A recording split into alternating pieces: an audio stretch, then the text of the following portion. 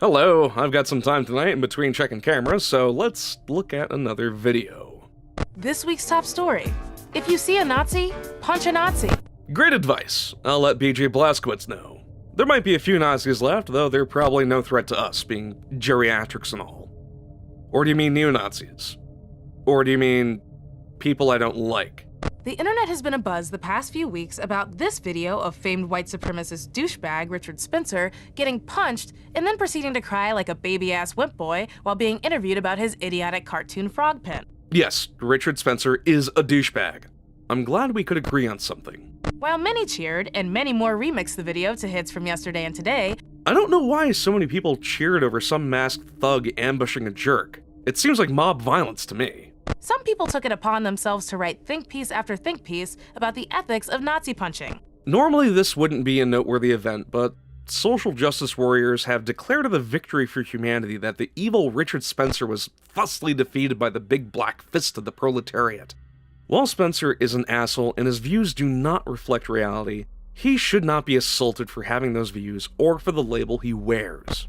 By excusing and advocating violence to suppress speech, you encourage future violence against those who express problematic opinions. He wasn't inciting violence or making threats. He may be a jerk, but that's not illegal. Yet. Look, I know that an intellectual's hierarchy of needs peaks at moral superiority, but give it a rest. Punching some pasty-faced neo-Nazi doesn't make your side morally superior. It makes you look like a bunch of thugs. That's not how society works.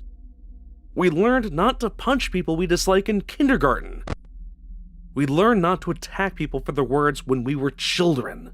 Punching a Nazi is the ethical choice, because people only become Nazis when they didn't get that urge punched out of them in childhood. Maybe in some twisted alternate reality where jackbooted Nazis roam the streets shouting Heil Hitler, sure. Unlike stupidity, ignorance can be cured with knowledge and reason. Richard Spencer may be delusional, ignorant, or a troll. Punching him isn't the remedy, but finding out why he holds these views is the best start. It's not as if every white man is a Nazi from birth. You don't believe that, do you? I know it's fun to do the mental gymnastics of deciding whether or not Plato, or Socrates, or Jaden Smith, or whoever else in your Philosophy 101 text would agree with your logical conclusion that punching Nazis is bad because violence is not the answer, but no one cares. You are under no obligation to hear a Nazi out. Violence is never the answer when it comes to unpopular speech. If you don't like what someone has to say, then refute them, like I'm doing, or just walk away.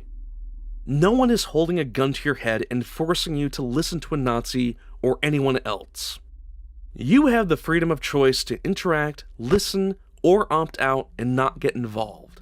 Physically attacking someone because they have a shitty point of view in life is unethical and thuggish behavior. You're not obligated to assault people because you don't like what they have to say. But Akila, what if they aren't actually Nazis? Well, maybe they aren't actually Nazis because the only living Nazis are old men and maybe an old woman or two. You're going to extrapolate from Nazis to people I don't like, I bet. Prove me wrong.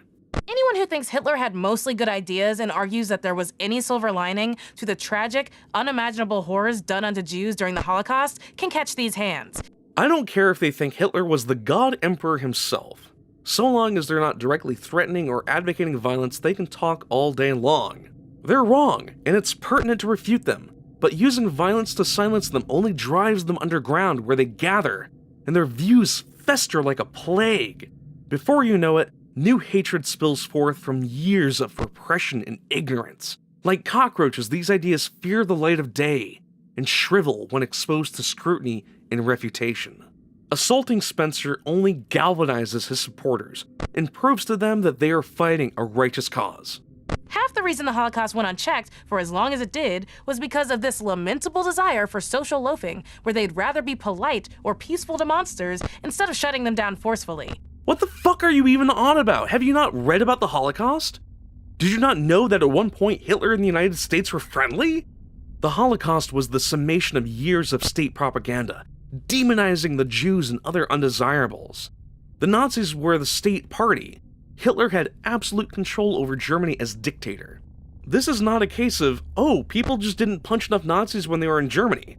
There was no social loafing as you describe. I'm dumbfounded.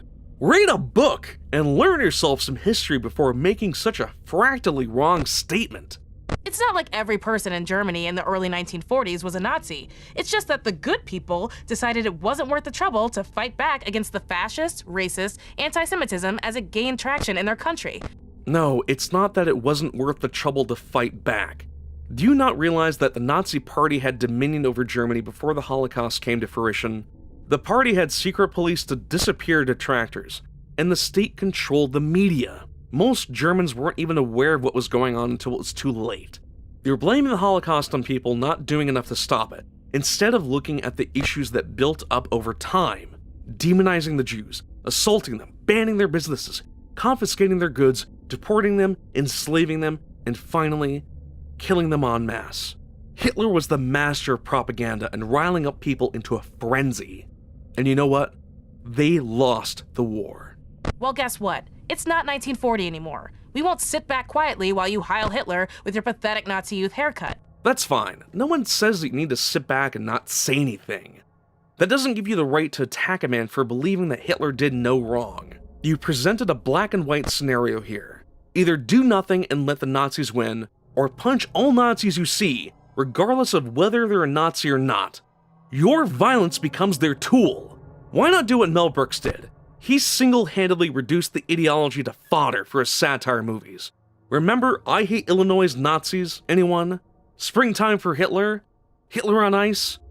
That's how you combat hatred, by exposing it for the ridiculous nature that it is. And be warned that if you are feeling froggy enough to spout this hate in public, you better be ready to jump. This is a shockingly common mindset among social justice advocates. This is not about tolerance or acceptance. This is about civility. What gives you the right to deem what is punchable speech and what is not? Now, there are concepts that don't fall under protected speech, typically referred to as fighting words, expressed to incite hatred or violence from their target. This is an excerpt from a Supreme Court decision in 1942, Chaplinsky versus New Hampshire. There are certain well-defined and narrowly limited classes of speech, the prevention and punishment of which have never been thought to raise any constitutional problem. These include the lewd and obscene, the profane, the libelous, and the insulting or fighting words, those that by their very utterance inflict injury or tend to incite an immediate breach of the peace. It has been well observed that such utterances are no essential part of any exposition of ideas, and are of such slight social value as a step to truth that any benefit may be derived from them is clearly outweighed by the social interest in order and morality. This is the same protection that the abhorrent trolls at the Westboro Baptist Church enjoy. They can picket and protest with awful signs and offensive slogans, and they are protected by law. Most of them are lawyers, and they fund their little operation by suing the fuck out of anyone who assaults them at funerals. So what's the solution to this? Should you just go and assault or kill every one of them? No, that's barbarism.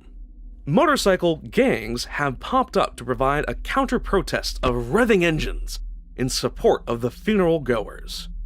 They're also a bunch of badasses, so the Westboro folks aren't inclined to try and pick a fight with them.